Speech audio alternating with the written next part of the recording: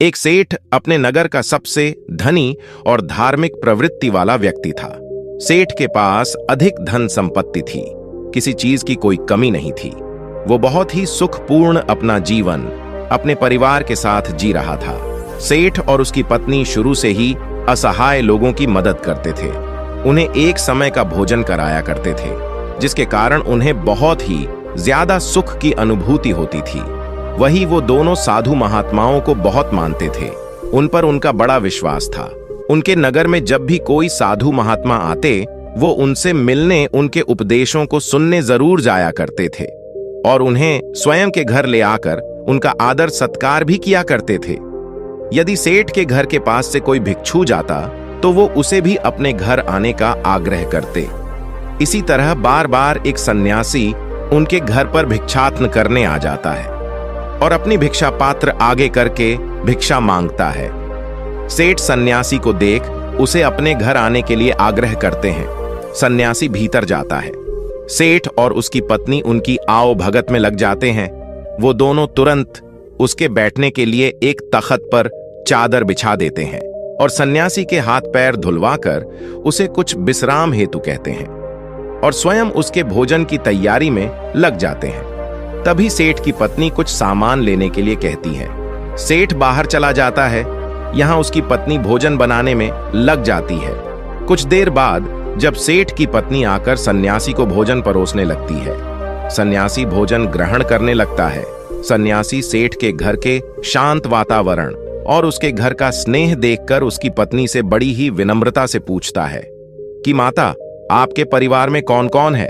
ये सुन सेठ की पत्नी कहती है, मैं, मेरे पति और मेरे 3 बेटे। ये सुन सन्यासी आगे कहता है कि तुम्हारे पति क्या करते हैं, कितना कमा लेते हैं? ये सुन सेठ की पत्नी कहती है कि हमारे पास धन की कोई कमी नहीं, हमारे पास तो अपार धन संपत्ति है। ये सुन सन्यासी आगे कोई प्रश्न नहीं करता। तभी सेठ घर वापस आ जाता है। वो फिर पत्नी के साथ सन्यासी को भोजन परोसने लगता है। वो सन्यासी के लिए बाहर से कई तरह की मिठाई भी लेकर आता है। भोजन ग्रहण करने के बाद सन्यासी जाने के लिए तैयार हो जाता है। वो सेठ और उसकी पत्नी की स्वयं के इस आदर सत्कार के लिए आभार प्रकट करता है और जाने के लिए वो निकलते हैं। सेठ सन्यासी से कहता है कि वो उसे कुछ दूरी तक छोड़ देगा। दोनों मार्ग के लिए निकल जाते हैं। मार्ग में सेठ सन्यासी से बात करते हुए जा रहा था। तभी सन्यासी सेठ से कहता है कि आपका जो 3 पुत्र है, तीनों ही आपकी देखभाल अच्छे से करते होंगे। ये सुन सेठ कहता है कि नहीं मुनिवर, मेरी केवल एक ही संतान है। ये सुन सन्यासी सोचने लग जाते हैं कि ये कह क्या रहा है। सेठ की पत्नी ने कुछ कहा था, सेठ कुछ और कह रहा है। फिर सन्यासी सेठ से कहता है कि आपके पास तो धन इतना है, आप इतने धनी हैं, सुख से होंगे। सन्यासी जानकर सेठ का उत्तर जानने के लिए ये बात करता है। तभी सेठ उत्तर देता है कि नहीं, मैं कोई धनी नहीं हूं, मैं तो केवल 20,000 रुपए का ही मालिक हूं। यह सुन सन्यासी को अब लगता है कि शायद सेठ या फिर उसकी पत्नी कोई एक तो उससे झूठ कह रहा है। फिर सन्यासी सेठ से पूछता है कि आपकी आयु क्या है? सेठ कहता है कि मैं 50 वर्ष का हूं। यह सुन सन्यासी को लगता है ये तो सेठ एक वृद्ध है, इसकी आयु तो 70 से कम नहीं लगता है। लेकिन ये हर बार गलत उत्तर क्यों दे रहे हैं, झूठ क्यों बोल रहे हैं? यही सोच सन्यासी अब सेठ से कहता है कि आप इतने धार्मिक होकर भी झूठ बोलते हैं, असत्य का सहारा लेते हैं। आपको देखकर ऐसा लगता तो नहीं? ये सुन सेठ हैरानी से कहता है कि क्षमा करें मुनिवर, लेकिन मैंने आपसे क्या झूठ बोला है? मैंने तो आपसे ऐसा कुछ भी नहीं कहा। ये सुन सन्यासी कहता है कि जो कुछ भी मैंने आपसे पूछा वही प्रश्न मैंने आपकी पत्नी से भी किए, लेकिन दोनों के उत्तर अलग है। ये सुन सेठ कहता है कि कैसा प्रश्न मुनिवर? तब सन्यासी कहता है, मैंने आपकी पत्नी से पूछा था कि उनके घर में कौन कौन है, तो उन्होंने कहा कि आप दोनों के अलावा आपके 3 पुत्र हैं, लेकिन आप कहते हैं कि आपकी केवल एक ही संतान है। जब मैंने आपसे धन के बारे में पूछा कि कितना है, तो आपकी पत्नी ने बताया कि आपके पास बहुत धन है, आप इस नगर के सबसे धनी लोगों में से एक है, और आप कहते हैं कि आप बस 20,000 रुपए के ही मालिक है। अभी मैं जब आपकी आयु पूछी तो आप 50 वर्ष बता रहे हैं, जबकि देखने में आप 70 से अधिक के लगते हैं। यानी आपने झूठ कहा। ये सुन सेठ बड़े ही विनम्र स्वर में कहता है कि क्षमा करें मुनिवर, लेकिन झूठ बोलना पाप है। तो भला मैं आपसे झूठ क्यों बोलूंगा, और वो भी आप जैसे महात्मा से, जिन्हें मैं इतना मानता हूं। ना तो मैंने कोई आपसे झूठ कहा, ना मेरी पत्नी ने। हमने तो बस सत्य बताया है। ये सुन सन्यासी कहता है कि लेकिन आप दोनों के सत्य अलग अलग क्यों हैं? ये सुन सेठ कहता है कि ये सत्य है कि मेरे 3 पुत्र हैं, लेकिन जो मेरी आज्ञा का पालन करता है वो केवल मेरा एक ही पुत्र है। बाकी दोनों को अपने माता पिता से कोई मतलब नहीं है। जो कुसंग में रहता है वो मेरा अपना कैसे, इसलिए मेरे लिए मेरी एक ही संतान है।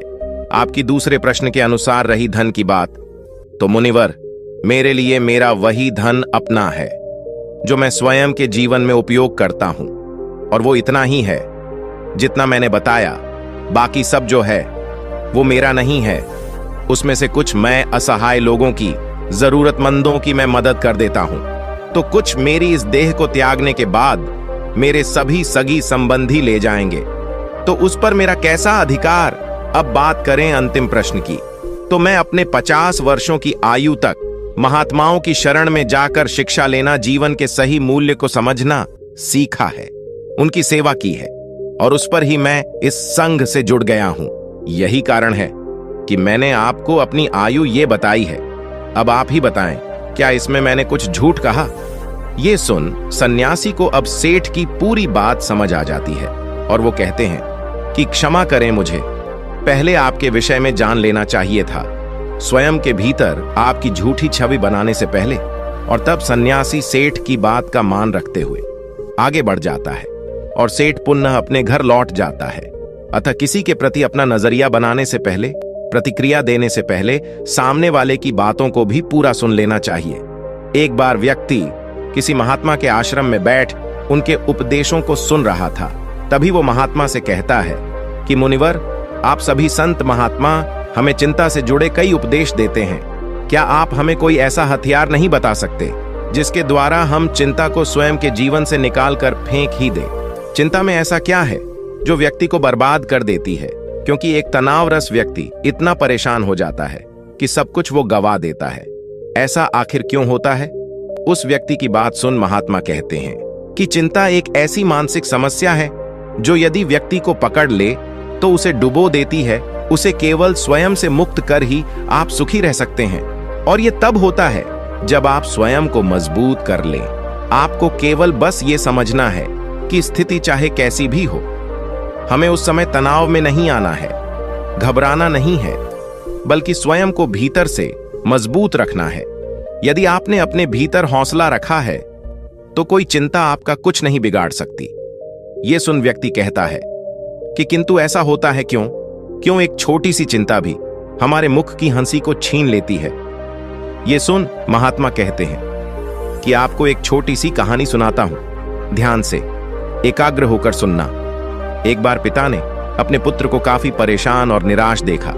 वो प्रतिदिन उसे यूं देखते, वो उसे देख समझ गए थे कि कोई बात अवश्य है जो उसके पुत्र को भीतर से परेशान किए हुए हैं।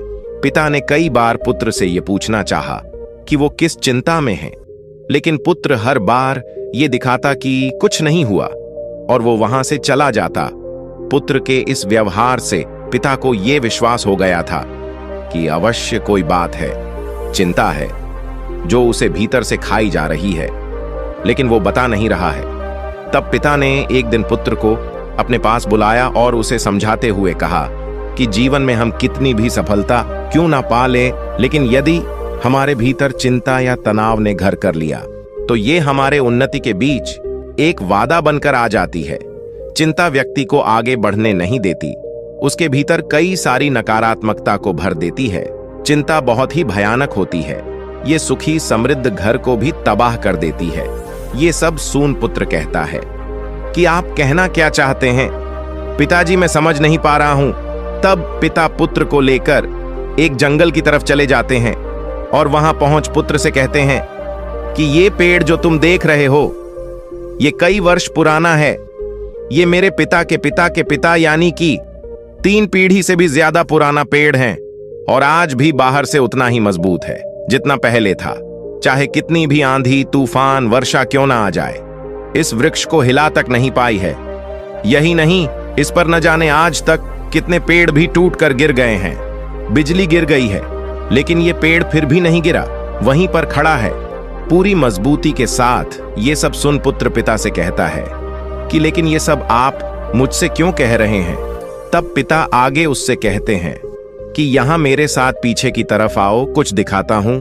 ये सुन पुत्र पिता के साथ उस पेड़ के पीछे जाता है और कहता है कि ये पेड़ के पीछे दिमक देख रहे हो? पुत्र कहता है कि हां। पिता कहते हैं कि इसी दिमक ने भीतर से इसकी छालों को पूरी तरह कुतर दिया है और बाहर की तरफ पूरी तरह यह खराब हो गया है। यह सब सुन पुत्र अब की बार भड़क जाता है और कहता है, लेकिन आप कहना क्या चाहते हैं? मुझे ये सब क्यों बता रहे हैं? भला मैं इन पेड़ों के बारे में जानकर क्या करूंगा? पुत्र को यूं क्रोध में देख पिता कहते हैं कि शांत हो जाओ, तुम्हें सही तरह से बात समझाने के लिए मैं ये सब कह रहा हूं। ये सुन पुत्र कहता है कि लेकिन आप समझाना क्या चाहते हैं और क्यों? तब पिता कहता है कि जिस प्रकार ये पेड़ किसी भी आंधी, तूफान, बारिश या फिर बिजली के गिरने पर भी नहीं गिरा, लेकिन एक दिमक ने इसे कमजोर कर दिया और इतने वर्षों से खड़े इस पेड़ को आज गिरने के लिए मजबूर कर दिया, उसी प्रकार व्यक्ति के भीतर बैठी चिंता उसके पतन का, तबाही का कारण बन जाती है। आप चाहे कितनी भी मेहनत क्यों ना कर रहे हो, उन्नति क्यों ना कर रहे हो, लेकिन यदि आपके भीतर किसी बात की चिंता है और वो बाहर नहीं जा रहा, तो वो इस दीमक के समान आपको अंदर से कमजोर कर देगी और आपकी उन्नति वहीं रुक जाएगी। एक चिंता आपसे सब कुछ छीन लेगी। इसलिए स्वयं को कभी इतना तनाव में मत लाओ कि आप स्वयं के आगे ही कमजोर पड़ जाओ। पिता की ये सब बात सुन पुत्र कहता है, लेकिन ये सब जानकर कोई थोड़ी करता है, परिस्थिति ऐसी हो जाती है। तब पिता आगे कहते हैं कि परिस्थिति चाहे कैसी भी हो, चिंता करने से, तनाव में आने से क्या वो सही हो जाएगी? नहीं। चिंता करना, परेशान हो जाना किसी भी समस्या का हल बिल्कुल नहीं है। जब आपको कोई मार्ग ना दिखे तो कुछ समय के लिए शांत होकर एक जगह बैठ जाओ, खुद को समय दो और फिर सोचो कि किस तरह इस कठिन समय से निकला जा सकता है। कोई भी समस्या इतनी भी बड़ी नहीं होती कि उसका हल ना हो। हर समस्या अपने साथ हल लेकर आती है। तुम्हारी समस्या का भी होगा, बस जरूरत है तो कठिन समय में स्वयं को साहसी बनाने की। पिता की इस बात को सुन पुत्र को उनकी हर बात का सही अर्थ समझ आ जाता है कि वो उसे कहना क्या चाह रहे हैं। इस कहानी को पूरा करके महात्मा कहते हैं, क्या अब तुम समझे कि एक छोटी सी चिंता भी आपके जीवन को कितना प्रभावित करती है? ये सुन व्यक्ति कहता है कि जी मुनिवर। महात्मा आगे कहते हैं कि चिंता, दुख, तनाव सब हमें कमजोर करते हैं। हमें इन्हें स्वयं के जीवन से पूरी तरह त्याग देना चाहिए और जो ऐसा कर लेते हैं वो स्वयं जीवन में सदैव खुश रहते हैं। जीवन में परिस्थिति चाहे कोई भी हो, समय कभी एक सा नहीं होता, हमेशा बदलता है। बस अपने सुख के पल को स्मरण करके उसे दुख में साहस का हथियार बना लो। ये चिंता कुछ नहीं बिगाड़ पाएगा, लेकिन यदि इस चिंता में आप घिर गए तो कभी भी उन्नति नहीं कर पाओगे। इसलिए कभी व्यक्ति को व्यर्थ की चिंता में नहीं आना चाहिए। जो वर्तमान में हो रहा है उस पर ध्यान दें, अपना काम करें, बाकी सब छोड़ दें और धैर्य रखें। ये समय भी कब निकल जाएगा आपको पता ही नहीं चलेगा। महात्मा की बात सुन व्यक्ति को उसके प्रश्न का सही उत्तर मिल जाता है और वो गुरु को प्रणाम कर वहां से चला जाता है। अतः चिंता व्यक्ति के जीवन की सभी खुशियां, सुख, समृद्धि छीन लेती है। इसलिए व्यर्थ में इन सब में नहीं पड़ना चाहिए। स्वयं को चिंता मुक्त रखें, तभी आप जीवन में खुश रह सकते हैं। आशा करते हैं ये बात आप समझे होंगे।